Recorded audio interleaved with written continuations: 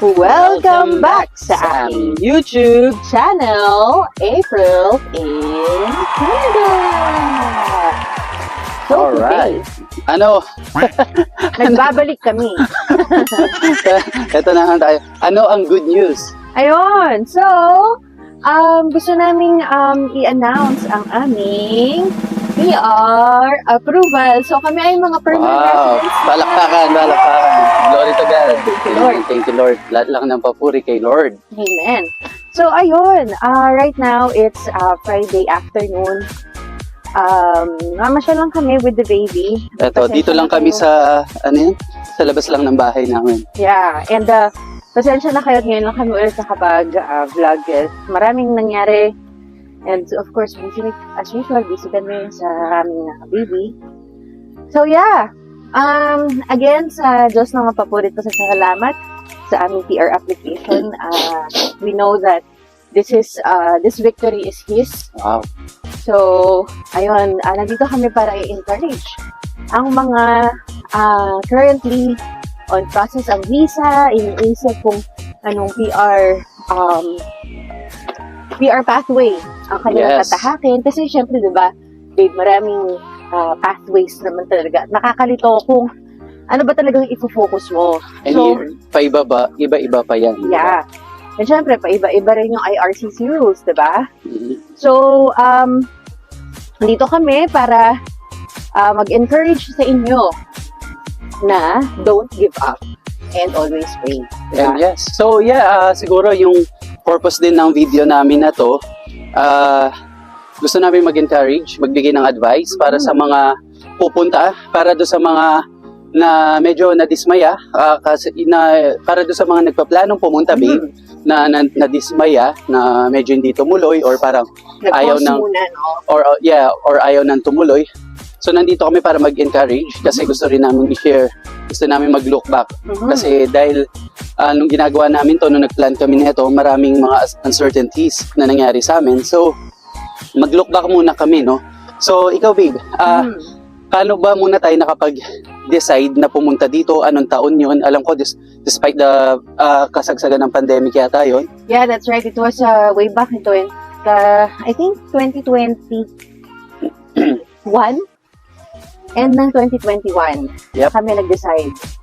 That was yung nga, kasagsagan ng pandemic, and na-notice namin nung nasa Dubai kami, people come and go kasi alam mo yun, maraming nawalan ng trabaho, maraming yung sweldo nilang mataas. Nagsabi na yung company nila na, ay sorry, kailangan naming magbawas.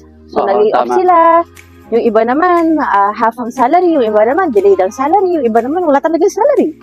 So, may mga friends kami na unfortunately, umuwi ng Pilipinas, walang naipon. Yes, naalala ko nun, sorry to cut you, no? Nung pandemic, halos every day, ang daming Pilipino, thousands yung napapauwi.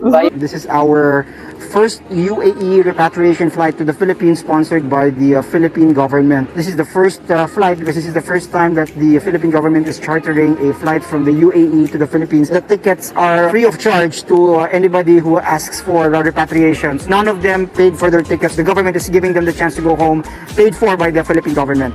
Hanggang nagre-ret yung government nun, ng Philippines na chartered plane. So, by batch yung mga napapauwi. Tapos ang dami namin kakilala na, alam mo yun na, ang gaganda ng mga trabaho. As in, wow, sobrang ganda ng trabaho. Benefits na nalaman na lang namin.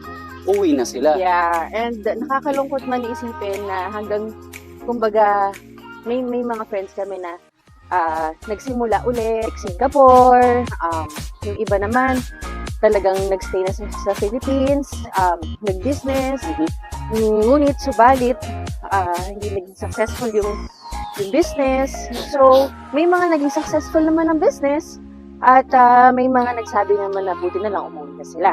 So paiba-ibang naging iba't iba, kumbaga naging iba't iba yung direksyon, and Tama yun. yun yung naging awakening call sa amin na we have to move na to another country na mas Oo. permanente kami siguro na magiging residente, unlike doon kasi syempre sa job lang kami nakakapit. Kung wala kang job sa Dubai, kailangan mo umuwi. Ganun. Yes, and naalala ko, no, gusto ko lang mag-look back. Nung nag-decide kami ni April, na pumunta ng Oripras yung Canadian, namin. Yung student visa. Okay, yung student visa namin, nung nag-decide kami, maraming uncertainties kasi pareho kami that time, pareho rin kaming okay na maganda yung, well, thank God, maganda yung trabaho namin sa Dubai. Siya sa mga top banks sa Dubai, ako naman sa logistics. So, okay kami that time, no? Walang problema. And then, isa pa sa iniisip ko nun, babe, aalis ba tayo kasi okay tayo? Yung pagpunta namin ng Canada, hindi naman instant PR. Yeah. Ang ipaprocess namin na pathway is student pathway, di ba? So, sabi ko nung kay April, so babe, parang hindi buo yung loob ko kasi parang mag-i-start ulit kami ng bago. Kumbaga Diba? may takot. And hindi naman, hindi naman may iwasan yung fear na mag-move kasi it's a big step. Hindi biro na magsimula ulit sa umpisa. Tama. During that time, naalala ko, babe, no, nung bago tayo, nasa airport pa lang tayo, papunta tayo ng Canada. Talagang tuwang-tuwa, excited, pero kinakabahan. And lagi naming kinukumbinsi yung sarili namin na kahit sa McDonald's tayo Oo. magtrabaho, kahit sa Tim Hortons. Yung mga ang dami namin pagko-convince sa sarili Oo, namin. And kahit mag-ano. yun nga, so naglo-look back muna kami. That time, parang okay yung work namin. At the same time, yung circumstances na nangyari sa life ko noon, yung mom ko, na multiple stroke. So, kailangan siya nasa Dubai rin siya dati, pero kailangan na siya umuwi ng Pinas. So, kumbaga, nakasalalay, ako yung kailangan mag-support sa mom ko noon. So, hanggang ngayon, so yun yung mga iniisip ko, babe, no? Doon tayo, babe. So, yun yung iniisip ko, na ako yung kailangan ng mom ko yung support ko. Ngayon, kung magre-resign ako sa work ko, tapos pupunta kami ng Canada with uncertainty kung ma-PR kami o mapauwi kami. Pag hindi naging successful, babe, sabi ko nun sa'yo, so, nag-aalala ako para sa mom ko, di ba? Paano? So, daming questions. Yeah. So, yun, I think, isa pa sa last na naalala ko na nag-aalala ko, nung kinumpute namin yung grades namin, yung score na kailangan namin ma-achieve. Para sa Oo, PR. Diyos ko, kailangan. Ako yung main applicant kasi noon, yun yung plano namin. Ako yung main applicant noon, so ang plano namin is, Kailangan mataas yung kanyang IELTS score or yung kanyang CELTIP score. Kailangan maging maximum yun. Pero kahit even maximum, talagang medyo mahirap pa yung score kasi nga, lalo na ngayon, mataas yung cut-off scores, right? ayun. So naalala ko, no, nung talagang nagpa-process na kami, kailangan almost perfect nga yung IELTS. So sabi ko, nakatay. Sabi ko, ano ba yung score nung dapat perfect ang IELTS? Hindi ko na maalala pero... Nasa 10 ba? Or 11? parang 10 or 11, parang ganyan. So parang yun, nag-mock exam ako sa internet. Parang nasa 7.5. So minsan, pag sa ibang exam ko, umabot ng 6. So sabi ko, parang pinanghinanaan ako ng loob that time, no, babe. So, pero ang kinagandahan nito, yun nga, pag talaga yung plano mo, binibigay mo talaga sa Panginoon.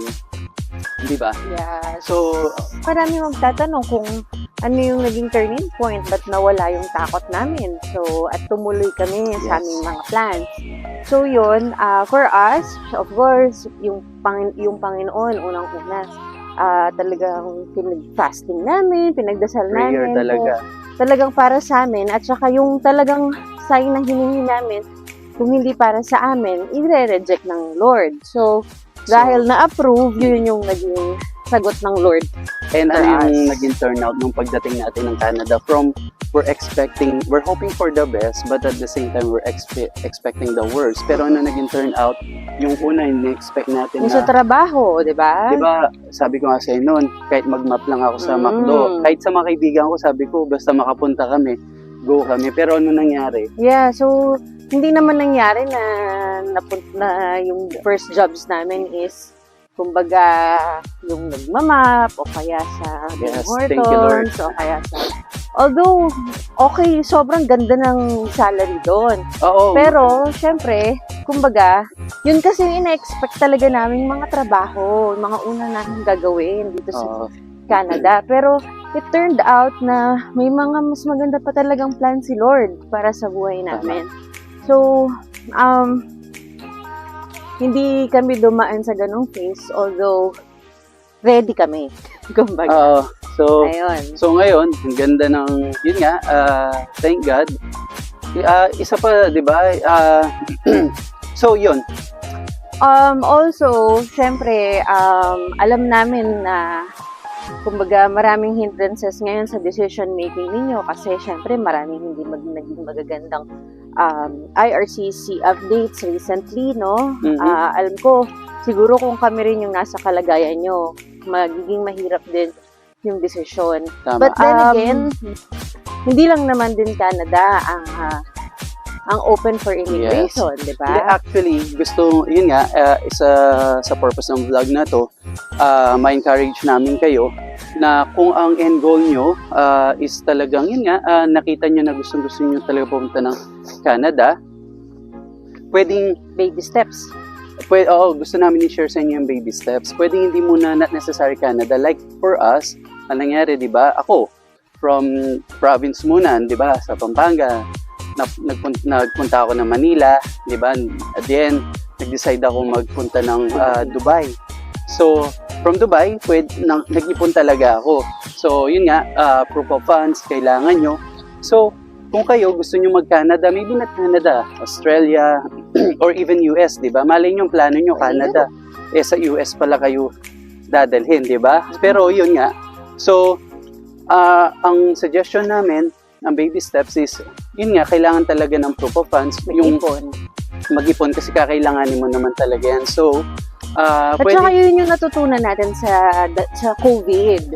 Kasi before COVID, kumbaga parang gusto namin, gusto ko, meron akong luxurious bags, sapatos, alahas. Pero during COVID, doon ko na-realize, basura lang yun eh. Kaya Kumbaga, nasa bahay ka lang, ano naman gagawin mo doon, di ba? So, naging turning point sa akin na hindi ko pala kailangan nun. And mas importante na meron kang mahuhugot yes. during Exactly. emergency. So, katulad nga nun, going back na naman, yung sinasabi nga namin, kung gusto mo nyo talaga, maraming pathway sa Canada. Paiba-iba lang yan, di ba? Maraming pathway sa Canada. Like for now, may nagbukas na naman, yun yung para sa mga caregivers. So actually tingin namin, kaya lang naman nagkikit ngayon kasi nga election, malapit na yung election campaign period. So dahil doon, syempre, alam niyo naman, politically motivated. Pwedeng ganun lang naging result, ano? Yes. But we'll see. Maraming pa-surprise, I'm sure, this year. Yes, and yearly naman sa mga nakakausap namin na matagal na dito, yung mga 15-20 years, halos marami daw. Who knows, next year, magbubukas na naman ng magbubukas na naman ng mga magbubukas na naman yung mga apple pickers, sa mga McDonald's, sa mga may iba-ibang experience. So yun nga, again, ang sabi namin, ang pinaka-importante. So yun, katulad ng sabi namin, kung ang goal nyo mismo is pumunta rin ng Canada, huwag kayong ma-discourage. Pero we advise na gawin nyo yung baby steps kasi like pag-iipon and dapat buo yung loob nyo. Kasi darating at darating, magbubukas yung pinto. So yun, kung gusto nyo mag-ipon, pwedeng muna, Singapore, Dubai, or di ba kahit yung mga iba. Or kahit dyan sa Pilipinas. Oo, diba? ayun, pwede. So, isimulan nyo lang magtipid, wag muna mag-online shopping. Yung mga ganun ba? Oo, and huwag ma-discourage, mabilis yung panahon. Kasi ang pinaka mahirap mangyari is parang na-discourage ka ngayon, and at the same, after 3 years, nagbukas na naman. Tapos hindi ka ready. So, kami, gusto lang talaga namin i-push kayo kasi ang ganda na experience dito. I mean, may kakilala kami, after nila sa Canada, nagkaroon sila ng opportunity sa US naman. So, again, paiba-iba yan. Diba? So, ayun,